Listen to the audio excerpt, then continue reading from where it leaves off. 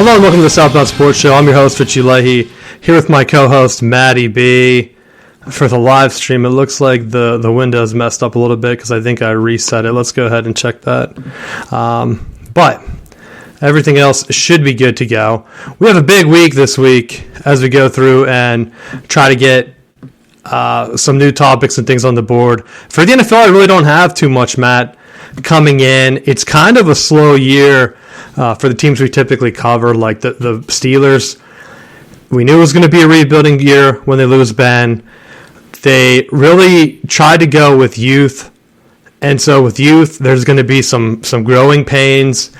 I really don't see how people can be upset about the results with the Bengals. The Bengals were just in the Super Bowl. So to end up being 3-7 and in the bottom of the division, that's kind of not as low as I expected them to go.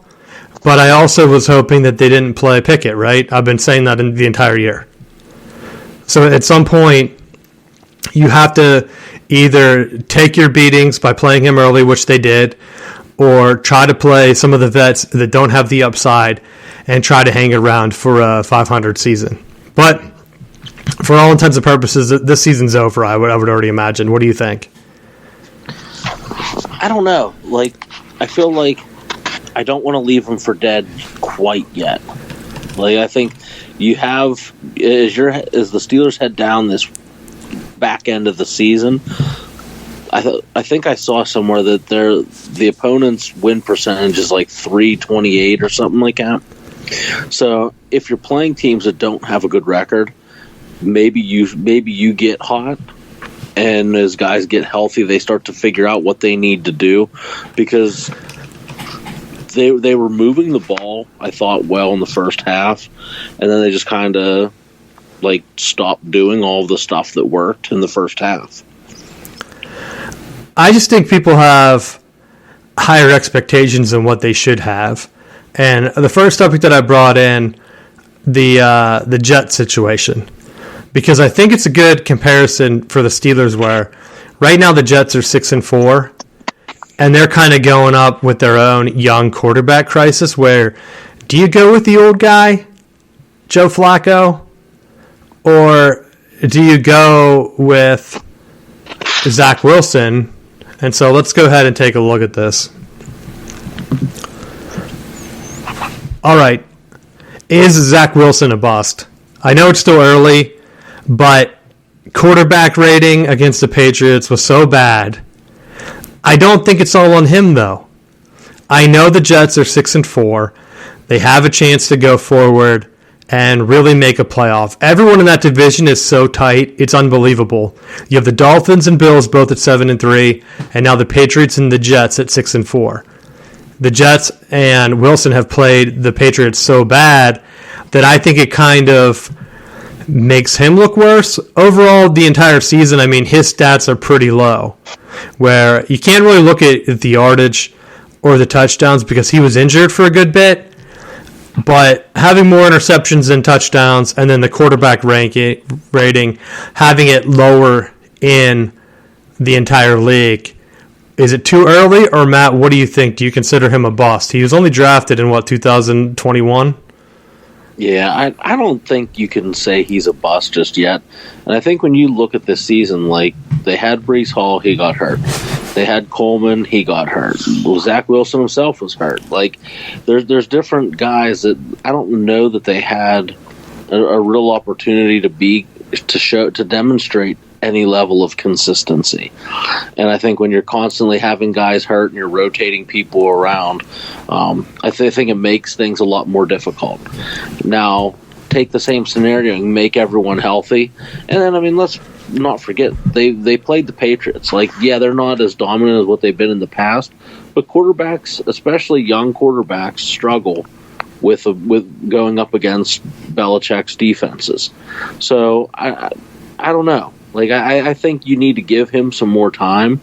But at the end of the day, I think what really you have to look at, whether you go with Flacco or you go with Wilson, I think you look at it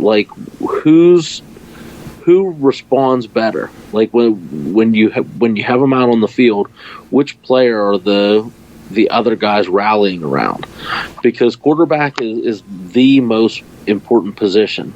And if you don't have the guy that you're going to rally your team around, then you don't have anything. Like, I think you look at, for all the flack that Kirk Cousins gets with the Vikings, he's doing exactly what they need to do to win. He's not costing them games, and they're winning. They're winning well right now.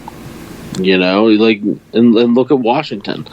They had Wentz and they had Henke, and they're moving the ball now because Wentz was out with his injury. Like, I think you go with that hot hand. You don't. It just depends on what you're asking him to do. Are you asking Zach Wilson to be Patrick Mahomes or Josh Allen? He's not going to be successful.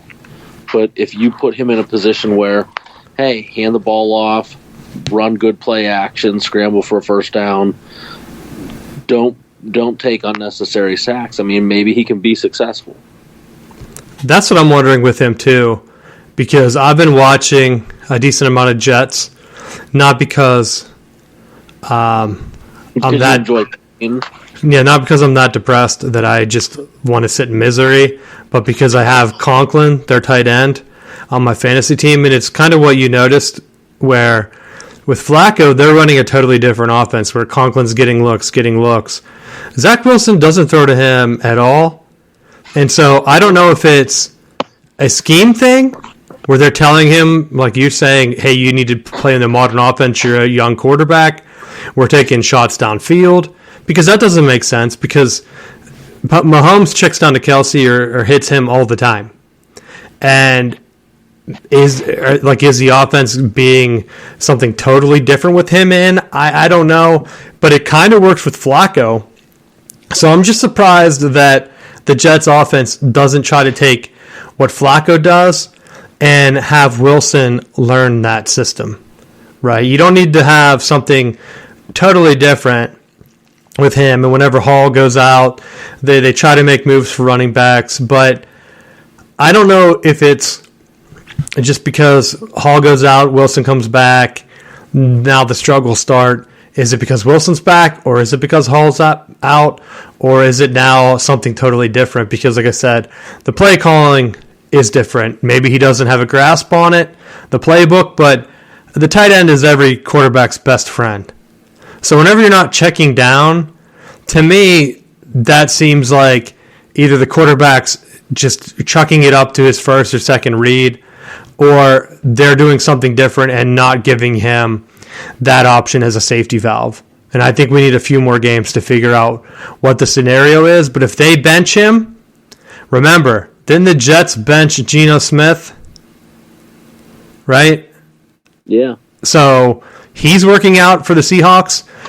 It might just be the organization. It might be the organization. All right, so now we're going back into, you brought up Josh Allen and Mahomes. Let's take a look at the top quarterbacks. Right now, top 5 passing yard quarterback leaders are Mahomes, Allen, Joe Burrow, Tom Brady sneaking back in there, and then Herbert. One thing stood out to me about all of these guys. They're mostly in the AFC. And I think it's kind of like this imbalance. We talked about it even with the NBA, where you have a lot of superstars on one side. They beat each other up. I mean, like, you even have Lamar Jackson in that division, or in that conference. You have Carr. You now have Russell Wilson, which is why, to me, I'm kind of like just shocked that he went there. And then you also have Tua in that division. And then a lot of other younger guys that aren't even listed. Plus now you have Deshaun Watson coming in. That conference is going to be loaded with quarterback talent. And I mean, there's some I didn't even name, like Matt Ryan. And then you go to the NFC, and it's like a who's who of quarterbacking, where like, hey, what are you going to do here? And I wonder, like, why aren't free agents trying to go to the NFC? It's worked for Drew Brees and Aaron Rodgers, and heck, even Eli Manning. It's much easier to pull an Eli Manning and beat an undefeated team in the Super Bowl than it is to beat them in the playoffs, right? Yeah, I guess.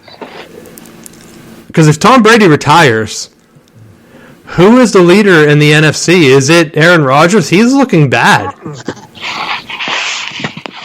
So what do you think going forward is going to be the answer to just the imbalance overall, I guess? I don't know that there necessarily is an answer to it. I think it works itself out, because for how many years was it you had Peyton Manning and Tom Brady in the AFC? And, you could argue that Roethlisberger was in the mix for it, and, the flavor of the week with Cleveland, and they had their rotation of guys coming through that, Phillip Rivers in the AFC, and it's kind of been that way for a while, and maybe it's just the AFC has always been the more passing side of the NFL. I thought you were going to go back and say, remember when the NFC had Troy Aikman, Brett Favre, and Jeff Garcia as like the premier passing quarterbacks. Didn't they have Rodney Peete for a while too at the Panthers? They had Kerry Collins. But then he broke his jaw. That was like a early injury, wasn't it? I was joking. They also had Steve Young and Joe Montana for a while. And Randall Cunningham. Oh, I almost said Warren Moon, but he was on the AFC side.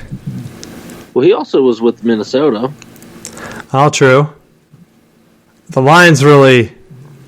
Now, or did the Lions have Pete? I can't even remember now. But yeah, I guess with Favre and Tecmo Super Bowl. Oh, well, he played forever. Well, I think it really comes by how many teams, because like going back, the NFC always had more of a balance. You mentioned Tom Brady and Aaron Rodgers. Aaron Rodgers was at the Packers at that time. Russell Wilson was there. You also had Matt Ryan with the Falcons, Matt Stafford with the Lions. Like there was a lot of quarterback talent that was spread out. And Kurt Warner was even playing with the Cardinals, wasn't he, at that time? Yeah. So I think that's right now. There's a lot of unknowns on the NFC side, and Tom Brady's really carrying that torch. And luckily, he's getting things together, and it's really giving them. I don't even know, like, we should probably focus on this, but, like, is Tom Brady going to be a hero or a villain? I think we talked about that in the past.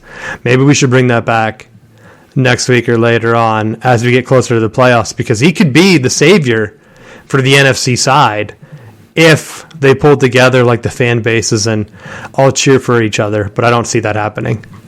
I think the rivalries are tougher in the NFC than the AFC. Maybe I'm wrong, though. I think a lot of the hate with the NFC East and the NFC North, I think, kind of carry more weight. To me, anyway. Yeah. But Josh Allen, Mahomes, like I wouldn't be shocked if those two were playing in the AFC Championship again, depending on how the playoff scenario shakes out.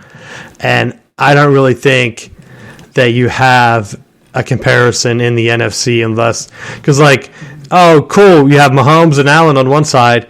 You could realistically have Kirk Cousins and Jalen Hurts on the other. Not saying that they're bad quarterbacks, but they're the conference leaders right now. And the Vikings had just got killed by the Cowboys. So I guess you could have Dak in there too. We don't know. Yeah, and it was almost like they were trying to push Dak out. And then when they got stomped earlier in the year, it was like, oh yeah, we'll just go back to Dak now. Well, he was hurt. And then, yeah, you're right, whenever he was hurt again, wasn't he? And then Rush was playing decent. So yeah. They're trying to bring him back in. And then some of the other guys, it's too early to tell, like, is Daniel Jones a bust? Like, I'm not really sure what the Giants are doing with him at quarterback compared to, like, what Zach Wilson's doing, right? Like, is it really that much of a difference, like, in terms of, like, leading the team?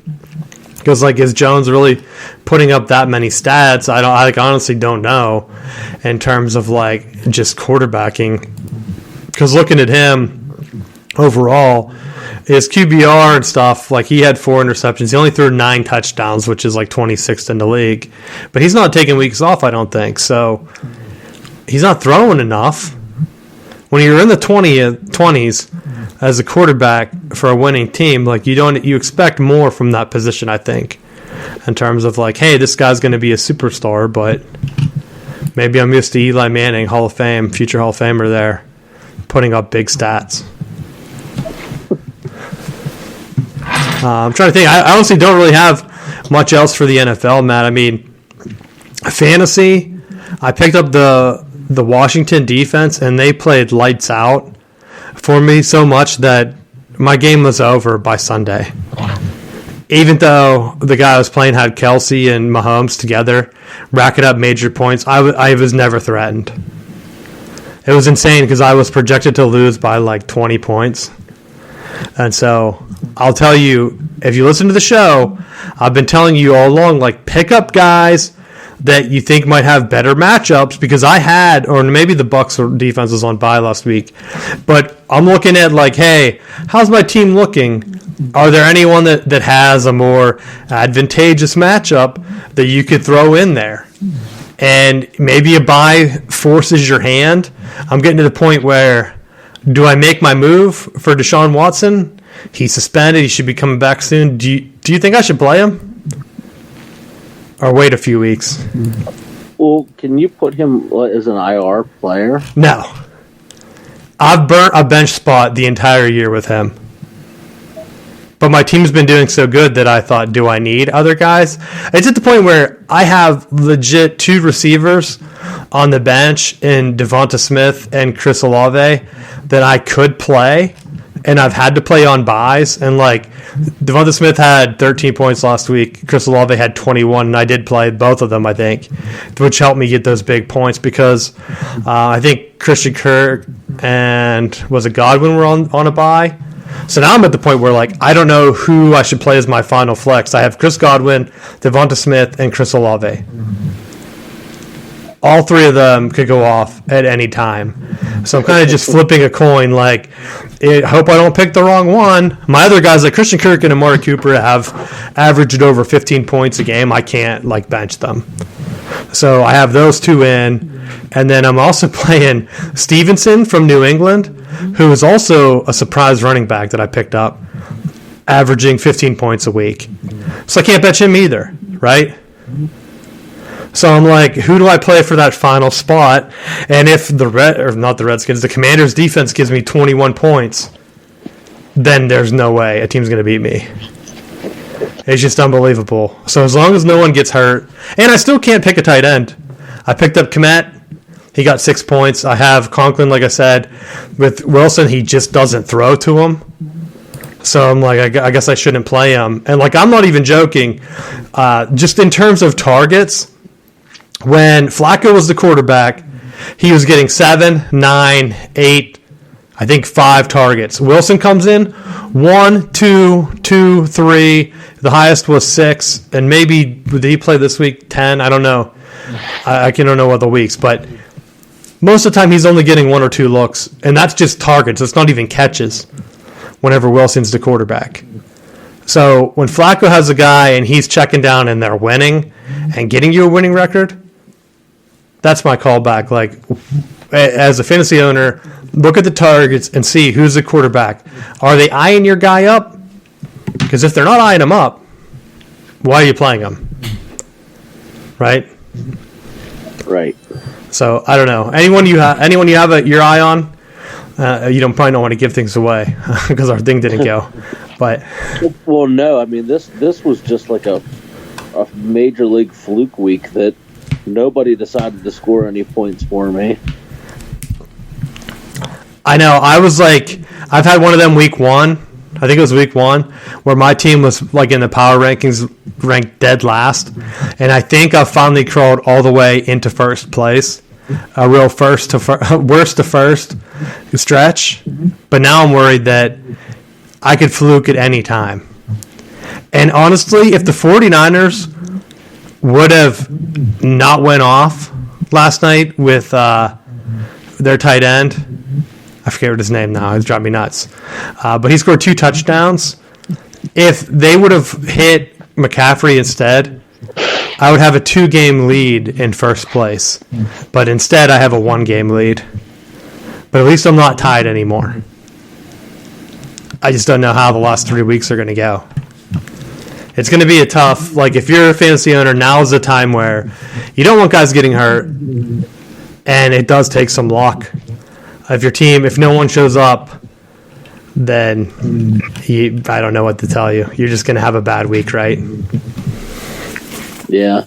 I still play the teams. The last 2 weeks I played team number 2 and team number 3 in our league. So I end playing the 2 toughest teams, which is always fun, you know. That's when my team won't show up and I'll lose out. I don't know what I gotta add up the tiebreaker, the total points, because right now it says that I'm in first, but I don't know because we have the bye week this year, so we'll have to see what happens. Anything else you have for the NFL? No. All right, the next topic that I wanted to get into is the World Cup. And I didn't put it as a video, but Argentina suffered one of the worst upsets of all time, losing to Saudi Arabia. And I still don't even know how you can have Messi, one of the best players of all time. And we really don't talk soccer that much. Typically, I like talking it over the summer. Like, that's why I like the World Cup being in the summer. Because, like, there's no football. You have the Stanley Cup and basketball, but really not that much. You know, baseball's kind of in the dead period. But doing it now is kind of torn for me. I wonder what the TV ratings are going to be. Because I kind of like it since it's on the other side of the world. I wake up and I have live sports on that is basically a playoff, right? So every game matters. You can just work and have it on even if you're just listening to it. Instead of like listening to a podcast, you can either listen to the game, you can watch it, and I'm really enjoying it.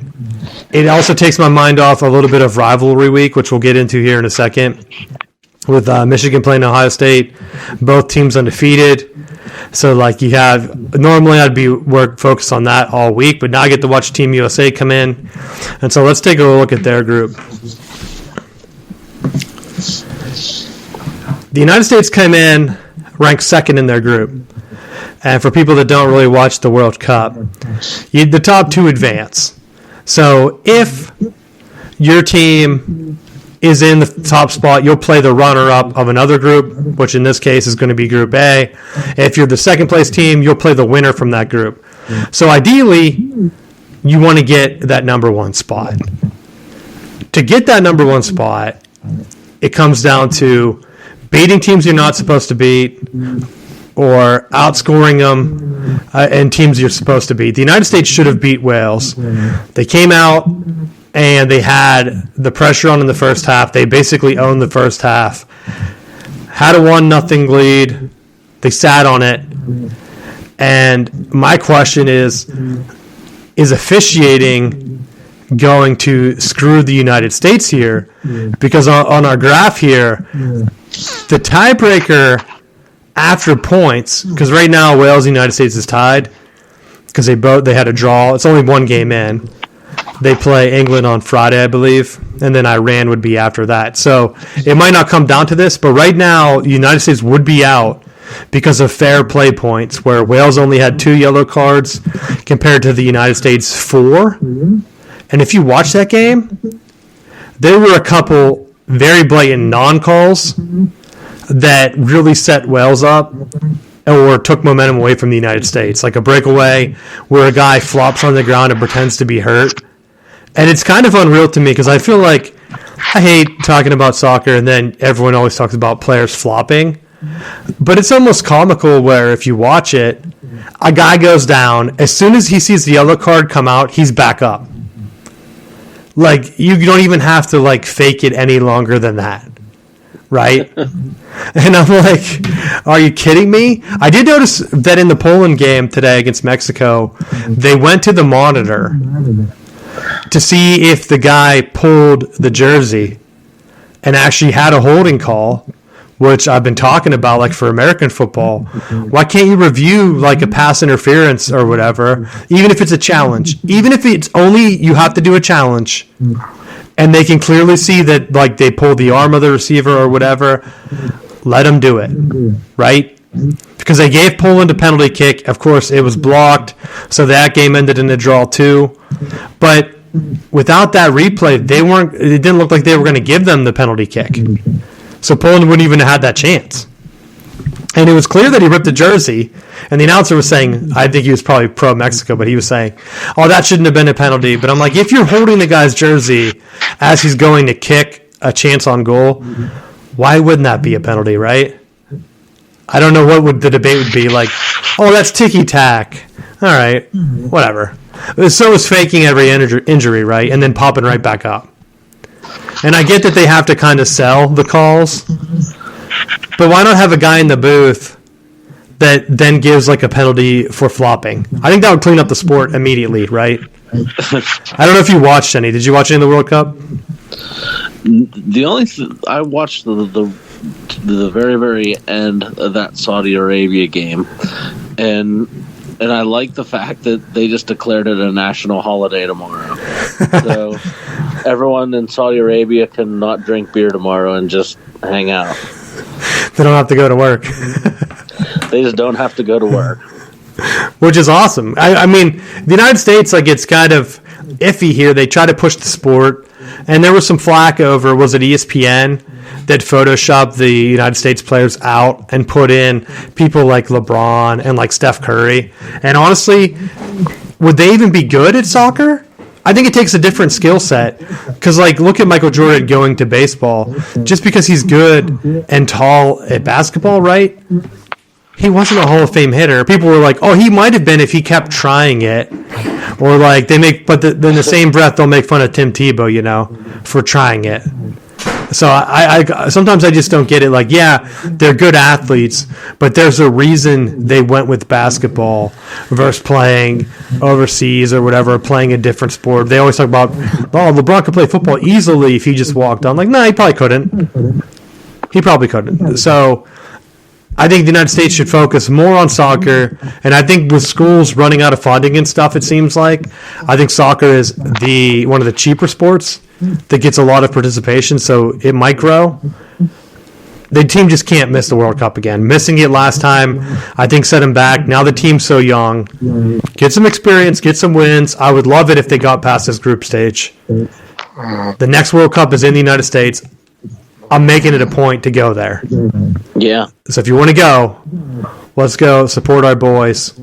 And just like the women, like, if I would love to support them too. Last time we had watch parties here, and I've been to watch parties for the men's too. So cheering them on. Hopefully they get out of this group. We'll be checking back in next week. All right. Any other things you have for the World Cup? No. I was kind of I'm a little, like, I turned on ESPN and stuff, and they're talking about, like, LSU and all this stuff. It's like, I'm surprised that they're not covering it as much as Fox, and I get it.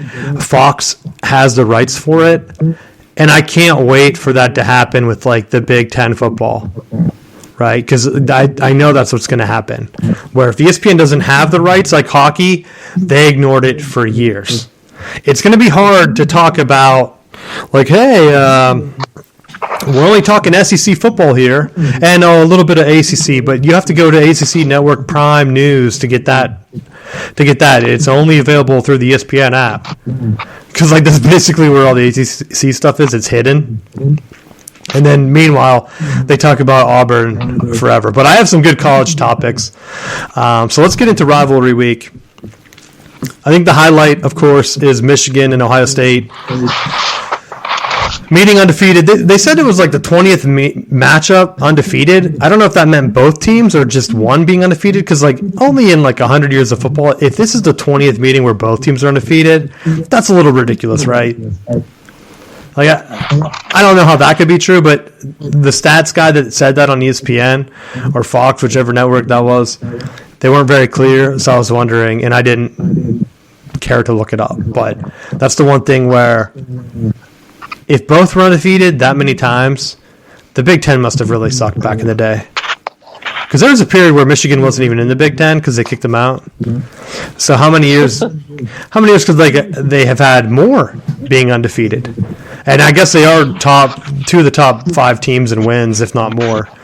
Them and Alabama, and I don't even know who else, but I guess Notre Dame and someone else. Would it be Texas? Maybe. Those are like the top 5. So you're facing them off in the Big Ten. I had a question for you, Matt. Do you think the ACC is screwing itself by not having their own rivalry focus this weekend? I don't think. I mean, it's. I don't know. I think just as a whole, the conference just does not have. It doesn't have its own network. It doesn't have. I mean, it has the ACC network, but like, it's always the younger brother compared to the SEC network, or even like the way the Longhorn network was set up, or the Big Ten network. Like they're not bringing in the TV deals. They're not bringing in this or that like is going to move the needle. So I think like it's not helping them, but I don't think it's hurting them either. Because I look at it, and I know the SEC, I think the SEC kind of takes advantage of it a little bit more because they have the Iron Bowl. That's their focus. Everyone talks about it. They also have the Egg Bowl on Thursday, which I think they own kind of, until the NFL started to do a Thursday night game. Because for the longest time, the NFL only did 1 and 4 on Thanksgiving, right? And then ESPN would show the Egg Bowl, which is Mississippi State or Ole Miss and Mississippi State.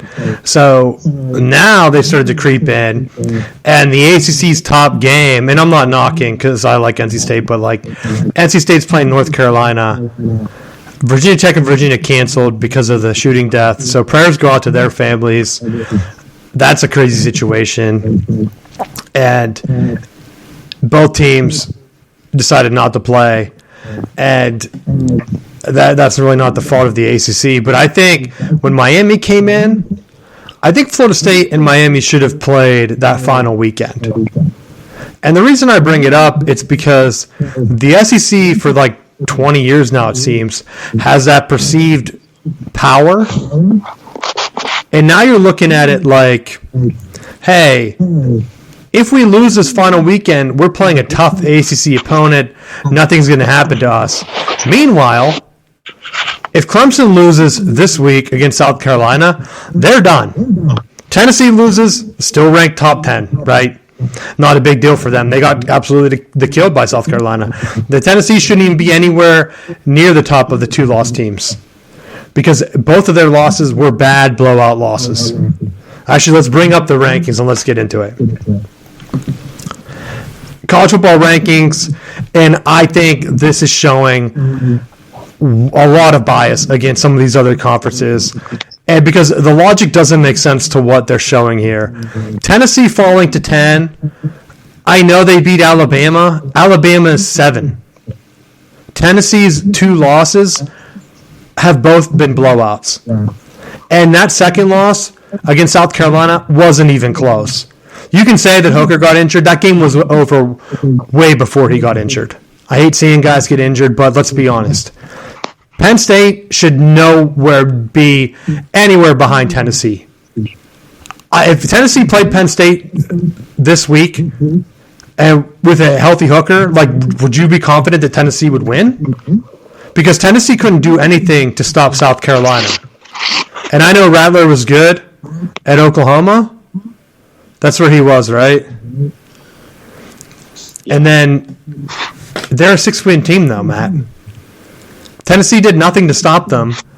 And but I think that with Hooker having the season-ending injury, I think that should have moved them even further down. Because it's not like playing with your backup quarterback, you're going to suddenly be a world beater. And they did say that injuries take a part in it, because a couple of years ago, when Michigan was at Spate that went down, Michigan dropped like a rock, and they said, well, we were taking in the injuries. That we supposed to take that into account. Not Tennessee, I guess, right? Because why would they be up there? The other inconsistency here, to me, is Notre Dame. Why? Why are they 15th? They beat Clemson. The ranking says that Clemson's bad. They're 8th. They're the lowest one-loss team. Right? At this point, virtually, for Clemson to make the playoffs, it's almost impossible, right? Alabama's going to play Auburn. I know they're not going to play in the championship game. North Carolina losing, I think, kills the ACC momentum. This ranking right now with Clemson being 8, if they beat South Carolina, another non-ranked team, to me, that should drop Tennessee even further. But is it going to be enough to put Clemson over Bama? And then if that isn't, then is a win over North Carolina. And not only do they have to jump Bama, they also have to jump USC. And they would have to jump either TCU and the loser of Ohio State and Michigan. Like, the ACC is so far down on the list. And to me, why? And like, the Notre Dame should not be ahead of Florida State. Florida State beat LSU. LSU is their 5th ranked team. I know Florida State lost to Clemson and they had a couple other tight losses. Notre Dame has 2 of the worst losses of any ranked team. They lost to Stanford and they lost to Marshall. There's no reason Notre Dame should be ahead of Florida State by any metric. Notre Dame's best win is Clemson, a team that the committee doesn't respect at all. Otherwise, they would be in the top 6. Why don't they respect Florida State then for beating LSU, Matt? I just think that because of the last couple of years and how long it's taken Florida State to get back to a winning format, I think that it's still kind of in the back of their head that, they're not good, where LSU has the more recent national championship, and they say, well, they're in the SEC and they're winning these games, so they're going to put them there. I mean, to me, the one that stands out is I feel like USC got the big snub. Like, they should be right at the doorstep and have that LSU. Like, if you want to log jam LSU, Alabama, Tennessee, put them further down and let them slug their way through it. USC almost lost, though. Honestly, I think if things go right... But see, hold on a sec, because UCLA is ranked 18th. So, like, it's not like they played a matchup where you have Tennessee losing to an unranked USC, and they go from 5 to 10. They only fall 5 spots. Like, it was a ranked matchup. Just like when you have Ohio State and Michigan, regardless of what the score is, that's number 2 versus number 3. You shouldn't fall more than a couple places in the rankings. Well, that's what I'm wondering what's going to happen. Because to me, I like the way things are going to fall. USC plays Notre Dame.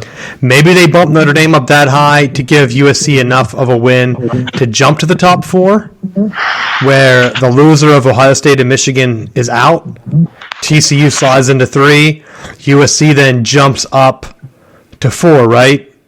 And then LSU sitting there as a backup plan for them, just in case, because if they need it, they can pull that out and say, like, look, they're there in the playoff, but that only happens if they beat Georgia. I mean, hell, they could lose to A&M this week, and there's no way a 3-loss, even if they're a conference champion, gets in. I would wonder how far they would fall. Like, would they drop below Clemson with 3 losses just because they're going to be in the SEC championship game? They did get killed by Tennessee, though. So is that what's bumping Tennessee up? Because, like I said, Florida State also beat them. Why isn't Florida State then above Notre Dame or Utah or whatever? It's just inconsistent. It doesn't make sense to me. But it's like the weird in the ACC. Like, Florida State had that string where they lost to Clemson, they lost to Syracuse, they lost to NC State, or not. They lost to NC State, Wake, and Clemson. Yeah. So, like, they had that 3-game skid where guys were banged up and they lost those close games. And I feel like because of those losses, like, they really got dinged for it, even though their offensive performances the last couple weeks have been outstanding. I mean, they're like close to tops in the nation, if not the top, like, offensive performing unit right now. I know. I was looking to see who had the most points. If I could eyeball it real quick. The thing is, like, when you look back, you know, it's some of the, like, the rivalry stuff. Florida State playing Florida right now. Like, it wasn't that long ago that there was that string where, for, like, 10 years, Florida State and Florida were playing during this week, and they were both ranked in the top 10 when the game happened. Like, and that's why I was saying that rivalry game only benefited the SEC. Because, like, Florida State was the top dog in the ACC. They're giving the SEC a chance to knock the ACC champ down every year at the last week. Meanwhile, Alabama, LSU, they're not playing out of conference. I wish that the ACC would have said, hey, we really need to get Miami and Florida State this last weekend. We really need to get Clemson and Georgia Tech. If you guys want to keep playing the crossover rivalries, put them week 3 or week 2 like Michigan, Notre Dame used to be, like Iowa, Iowa State, and really focus on selling your conference the last week, right? Because this would be one more big win against Georgia Tech that Clemson would have to go up against. Now they're coming off an USC South Carolina team that is hot, just beat Tennessee, and could realistically knock the ACC out of the playoffs. And even worse, Matt, Clemson loses and Notre Dame beats USC. Notre Dame's going to take the ACC's bowl spot and their money. Because they're going to end up in the top 12, and there's no other ACC team that's close, right? Yeah. So, how about that for some sour apples or sour grapes, whatever? Like, that would be the ultimate worst, outcome for the ACC, and one that I think could be very realistic. USC gets knocked off by Notre Dame. That solidifies Notre Dame jumping Clemson that loses to USC.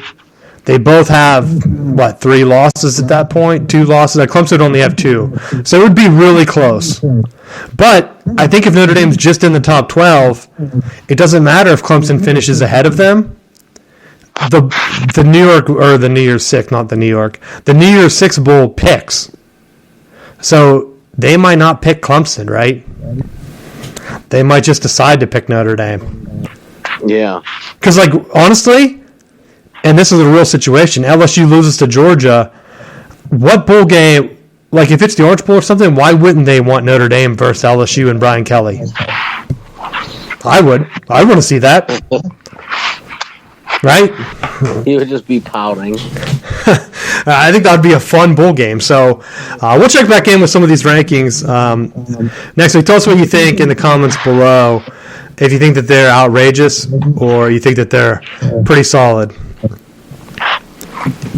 Now, the rivalry week thing that I think I mentioned a little bit, it's like if the loser of Ohio State and Michigan falls, I honestly don't think they're going to fall out of the playoffs because USC still has to play Notre Dame, and then they're probably going to have to play, Oregon? I don't know if that's set in stone yet. Right? That's who they're up against right now. Yeah. And are you locked in that USC is going to win that game? Because if they don't win, even if they win the conference, they're a 2-loss conference champ. We've never seen a situation where a team with more losses has jumped to get into the playoffs, right? Even LSU. So LSU sitting right there. If they beat Georgia, are they really going to get in over Ohio State or Michigan or TCU that could be undefeated? Or hell, even a 1-loss USC or a 1-loss Clemson? And no, I think we go back to, 2016 where Penn State had 2 losses, wins the Big Ten, beats Ohio State, and guess what? Ohio State still gets in over them because they had 1 less loss and whatever they used as a win to validate that claim. I guess it really depends on how that game goes. I just don't see LSU blowing Georgia out, which might be the deciding factor. Like, does Georgia fall all the way out? I think it's more realistic that we have multiple 2-loss teams that are just out, right? I think you see a Georgia, maybe a one-loss TCU, which would be interesting because if TCU has one loss and that loss is in the conference championship to Kansas State, did they pick TCU in the playoffs, Matt? I don't know. I mean, I guess maybe. That would be the only scenario that would be kind of interesting. Let's say USC and Clemson both lose. They have 2 losses. So then your teams, because LSU, if they lose, they have 3 losses. They have to be out, right? Do they have a team like Alabama that they have ranked high jump a non-conference champ one-loss TCU for that 4th spot? I don't know. That's why this week means a lot. Last week, after Michigan held on against Illinois, which I want to talk about here quick, because Michigan, dude, had so many injuries that I was thinking that Ohio State's going to kill Michigan. Blake Corum, did you see the hit on him? I thought he broke his kneecap. And I want to say that I'm on the record against knee pads. Did I say that before? I think I did. Yeah. On this show. And so when I watched the hit, first off, he fumbled it, which annoyed me because I'm like, oh, buddy, even if you're hurt, don't fumble the ball. Like that almost swung the game because Michigan was going in for at least a field goal before halftime, maybe a touchdown. They would have been up 14-3 or 10-3 at the least, right? Because their field goal kicker hasn't really missed. Knock on wood. I don't want to jinx him, but he took a glancing shot right to the kneecap. It looked like, and I thought, oh man, he shattered his kneecap. That has to be brutal. Like he knew it immediately, right? So he goes down. Harbaugh does his NFL thing where he limps him out in the second half and he gets 1 carry and then he just goes and rides the bike. And I was like, all right, well, is he showing him, like Ohio State, that he's ready? He's going to rest him up for next week? Because there were a couple of guys where they were held out to rest up. Kind of basically he was saying, hey, they're resting up for Ohio State. We have them available if we need them to play, but we don't think we'll need them to beat Illinois. And I'm like, that's kind of bold. And say that they're right. Say if Michigan gets, like, I think there was 2 offensive linemen, tight end, Schoonmaker, I think, Blake Corum, of course, and then his backup, Donovan Edwards. Michigan was playing their, 3rd and 4th string running back. I think Gage is the 4th string. He caught that pass on 4th down that I was like, he had just dropped one, Matt. I don't know if you saw that part. The previous drive, he had a wide open one that he probably would have scored a touchdown on. He dropped it. Oh, jeez. And so on the 4th down, they're like, hey, that's who we'll throw to. The guy that just dropped one. I was like, that takes balls as an offensive coordinator to go back to the guy that just dropped one. That was wide open. And so I was like, they're playing not to win. They're just playing to barely, like he NFL'd it. They kicked the field goal after that drop pass I just mentioned to go down 2 points, was it? Did they win by 1? I think they kicked the field goal to go down by 2, and I thought that's the right call, especially if you're in the NFL, that's the right call because you trust your defense. Maybe that's also if we're going to lose close. So we're not going to go crazy and do something out that's going to cost us this game. Well, I think you just didn't trust the offense. So I think the second down play was a wide open tight end that JJ overthrew. That would have been a touchdown. Then the next play, a wide open running back in the flat that looked like he could have scored. The announcer said that he thought he would have scored. I thought he would have got tackled at the 1 or 2. Drops it. So if you have 2 plays that were wide open and your guys just both missed them, I think you're like, all right, we got to kick the field goal and get some points here. Because what if the guy drops it again and then all the momentum's gone? And so you take the positive. Illinois did nothing on offense. Michigan actually took a holding penalty, which I wanted to bring up because Illinois was able to get a holding penalty on 3rd down. Michigan accepted it because if not, it would have been 4th and 1, and who knows, Illinois might have went for it. So they accept it, but Illinois is able to run the clock 25 more seconds off the clock then. And I thought, why doesn't the coach get the option to accept the penalty and then have the clock start on the whistle, right? Because and this happened in another game we talked about. If your team's losing and they need to run the clock out, why not just have your lineman just tackle the defense and get a holding penalty? if you get a free 25-second runoff, right? Yeah. Because like that, to me, I don't understand why you wouldn't do that. Because you get the free 25 seconds, that could be the difference in the game, right? You can then punt it out of bounds, or hell, even just take a knee or something.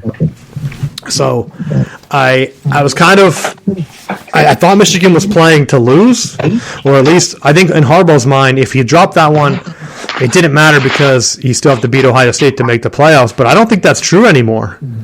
With other teams losing like Tennessee, now the loser of this game, even if it's close, because remember a couple years ago they went to overtime, and there was that discussion where it was like, if only Michigan didn't lose to Iowa the week before, they probably wouldn't have been in the playoffs, right? And then Harbaugh would have 2 playoff appearances under his belt. So I was kind of shocked that he tried to play it like that. Keep going back to when these games were played, and you're right. It is better to have an early season loss than a late season one, but you can just as easy drop 2 or 3 games, be out of the discussion early, and be in it at the end, or you play those cupcake games early in the year, and someone gets hot at the end of the year, and you get blown out, and then you're really screwed. So, like, I don't know that it necessarily helps or hurts you, depending on when you schedule people. The bottom line is you just have to win your games. Like, if we're not having the same discussion if Michigan would have lost this week. You know what I mean? Like, I think you're fighting at that point to backdoor your way into the playoffs. Well, now they have a good chance, I think, to make it. Because, like I said, if USC loses, Clemson loses, which they both have to play 2 more games, even if TCU, I would think, is in no matter what, unless they really boink these last 2 weeks. Because they could lose both games to Iowa State and whoever they play. I think right now it's Kansas State, which would just be heartbreaking, I would think, because they're playing at home, and then I don't know where the conference championship game is. It at home?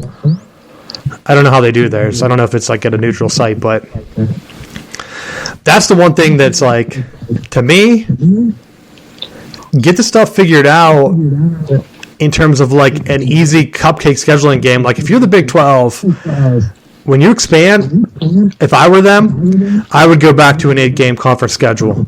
And if I'm the Big 10, I would do the same thing.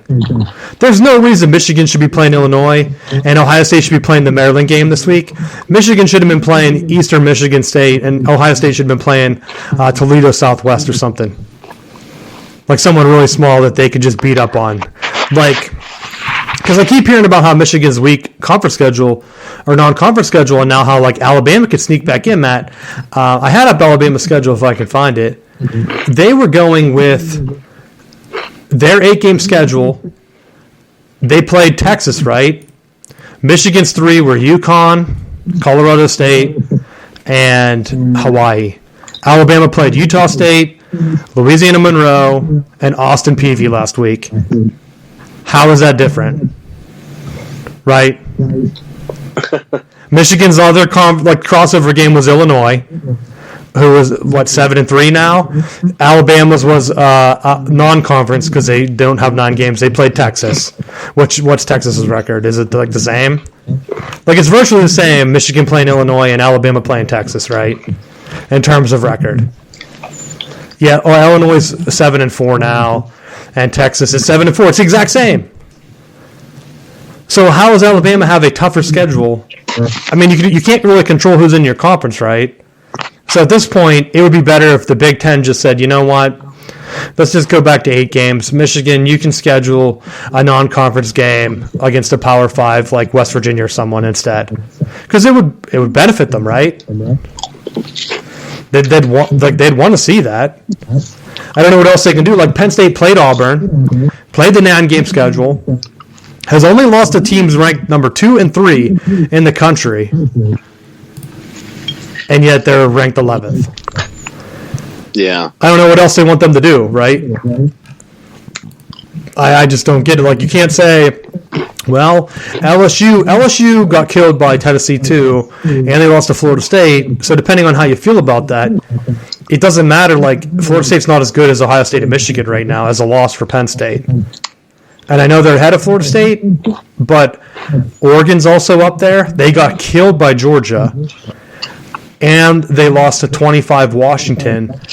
how is Oregon any better than Penn State other than the fact that they're in the Pac-12 championship game? On a neutral site, would you bet on Oregon over Penn State, Matt? I would have a hard time betting on them. Yeah, I wouldn't trust that game.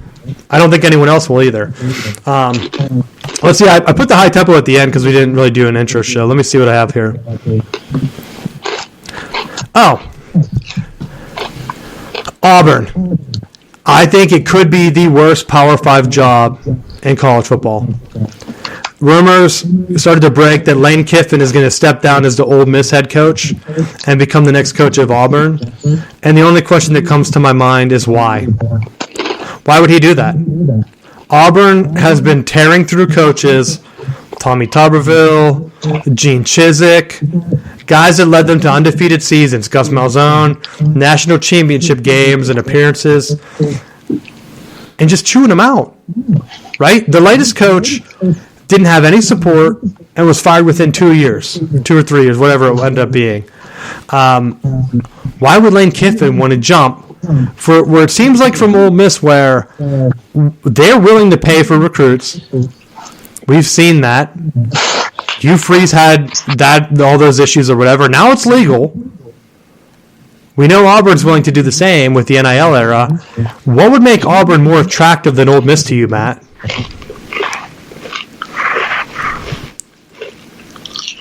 The only thing that I could think of with that is that if you know you've kind of maxed out what you can do and you're just looking for a change of scenery, knowing that Nick Saban's on the tail end of his career and that you're not necessarily playing the Alabama of old, that maybe there's an opportunity to fill that void. Maybe that makes sense, but I agree with you. I don't think, and I wouldn't be a fan of jumping like that because I just don't think that it ends well for coaches. I mean, Ole Miss has been having success. They've shown that they want to support their school. To me, it's kind of like going from Wisconsin and then jumping to Michigan State, knowing that, hey, we got to play a rival that's in our state that's historically better than us. So we have an uphill battle immediately, where on the other side, you're kind of just the team, right? I mean, I guess they're up against Mississippi State, but Ole Miss has been having more success. Yeah, you're going to have to beat Alabama. It's tough. You're going to have to do it at Auburn, right? And don't they have to play like Georgia is like one of their rivals too? So it's kind of like jumping to another team that's just like, it's a parallel move to me. And it's not like he's jumping to another conference where he could easily win it. If he was jumping to, say, Florida State or something, I would say, all right, perfect. They haven't won the conference in a while. They've competed at a national level. That makes sense. That's an upward move from Ole Miss. But Ole Miss to Auburn, to me, I just think the pressure is too much, and that is one of the worst jobs I think a coach could take. Like, James Franklin was rumored to go there. He has it so nice at Penn State with the expanded playoff. Penn State could be in every year.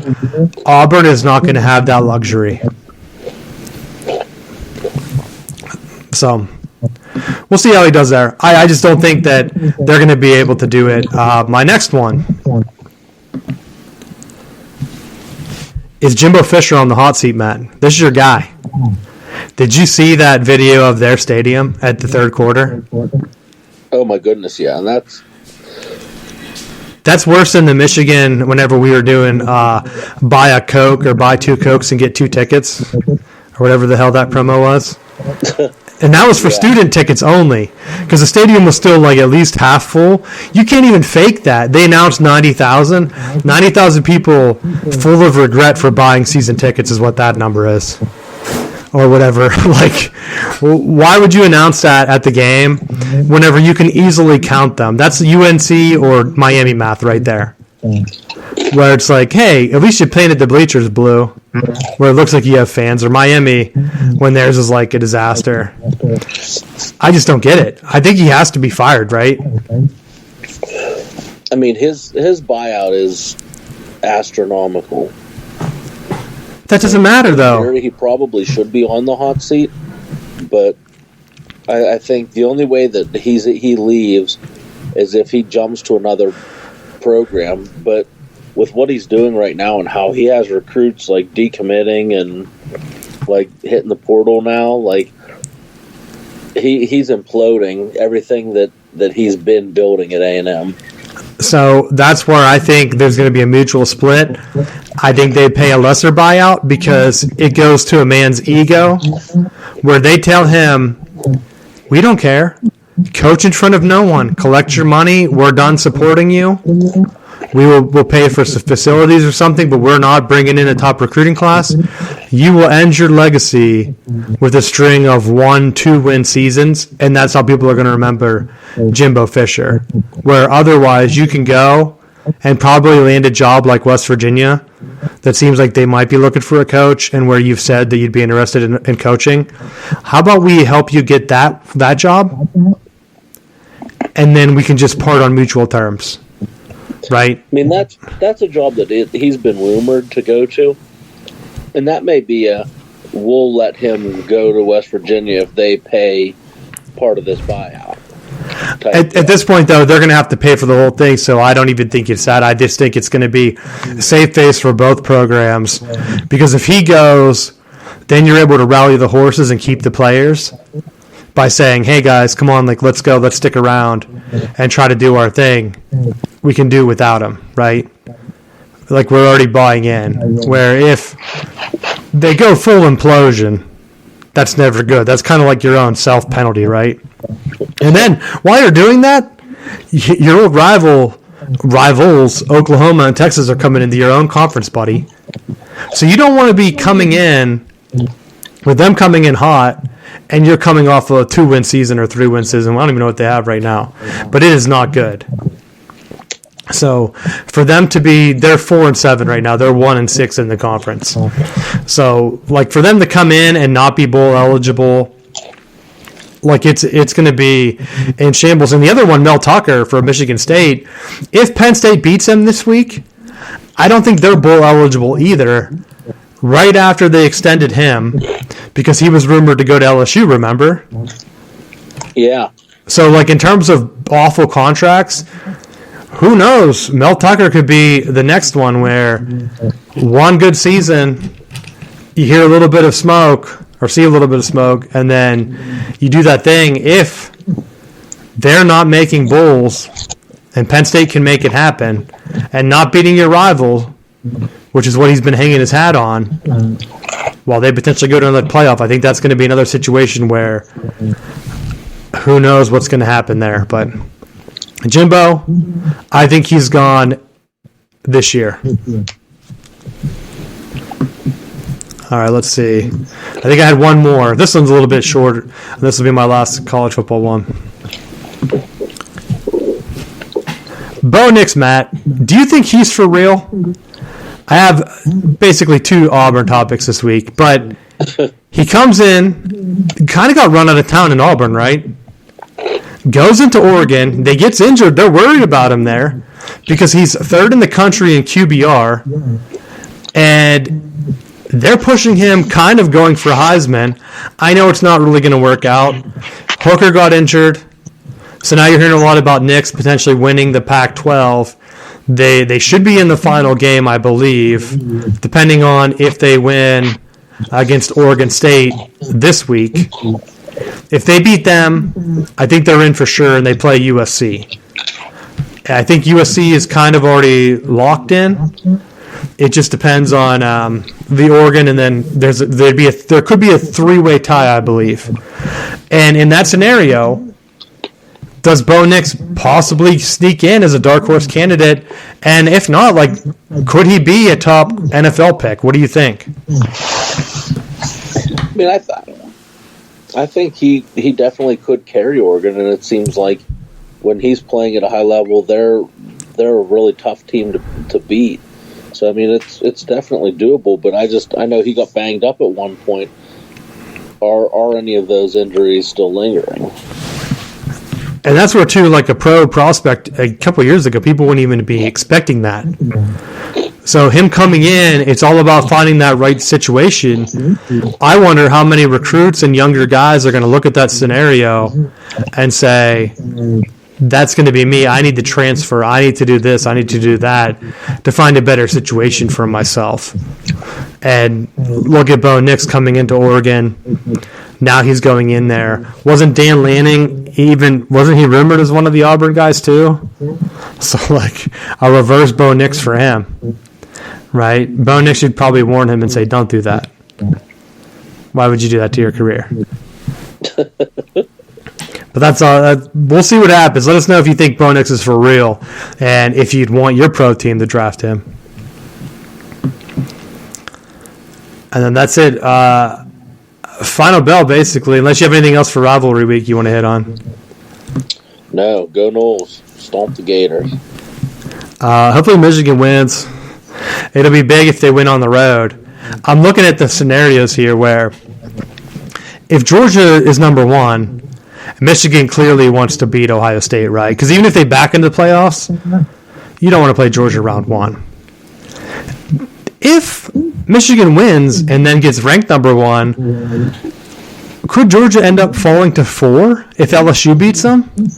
Which I think would be like a doomsday scenario where TCU loses or something, Michigan goes number 1, Ohio State plays LSU number 2 and 3. Because, like, why not? Like, LSU jumps all the way to 2. Ohio State falls to 3 because they don't want that rematch. Georgia's number 4. And then you have a Georgia-Ohio State national championship game or something. Like, that would be insane. And then on the other hand, if Michigan does lose to Ohio State, they could try their best to beat Georgia. And then who knows? If they could have a rematch of Ohio State-Michigan in the playoffs, that would be insane. I would think that would have to be one of the biggest drawing ESPN games that they've had in the playoffs. I just think that it definitely needs to be expanded. And I hope they get more games on college campuses because I think if you watch the Ohio State-Michigan game, if you watch the Iron Bowl, any of these rivalry games, that's what kind of makes them special. I know like Georgia and Florida play at a neutral site, Texas and Oklahoma. To me, those are more like, yeah, they're rivalry games, but it's not as intense, right? Don't you think? Yeah. I think having a good game on campus is going to be there. And that's where it's like this year, it's almost like a soccer team playing to a draw, right? If the game goes to overtime, I could see Michigan and Ohio State just patting each other on the back, being like, yeah, great game, guys. We'll see you again in the playoffs. Like, especially, I mean, they play early. I don't think anyone plays on Friday, right? I think USC and Notre Dame play Saturday night. So USC might know. I guess it doesn't really matter to them. If a USC wins out, they're most likely in.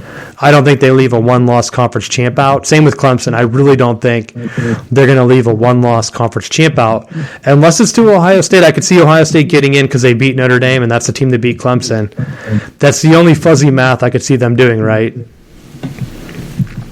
Who knows? That's what they've been saying with Ohio State, that they're going to be in because that Notre Dame win, no matter what. But if it's a blowout either way, does it matter? Tennessee only dropped 5 spots. 5 to 7 isn't far if a couple upsets happen in that championship round. Did you have anything else you want to hit on this week? Did I ask that already? No, that pretty much covered everything. Yeah, so we'll check back in next week. I think we'll have a clearer picture of what's going to happen. But in terms of this week, because you hear that question, does rivalry games and the expanded playoffs, does that like take some of that anger away from them? Maybe. Like, I think if Michigan and Ohio State play close, like I've been saying, even if they lose, does it really matter if they win a national championship? Because it could happen. Ohio State could lose to Michigan and then win the national championship, and I don't think that they would care about the rivalry game at all. They say that they would, and Michigan fans could say like, "Oh, we beat you guys. That championship's tainted." But in realistic situations, like last year, Michigan State beats Michigan. Michigan wins the Big Ten and goes to the playoffs. I think Michigan State would have rather had that scenario happen. Maybe that's just me. But I think that's it. So go Blue and go USA. Go Team USA. Let's beat England. That'd be really funny if that happened because they seem to be hyped up after their big win. So maybe I'll do an extra show this week after that game happens. But thanks for listening, and we'll see you next week.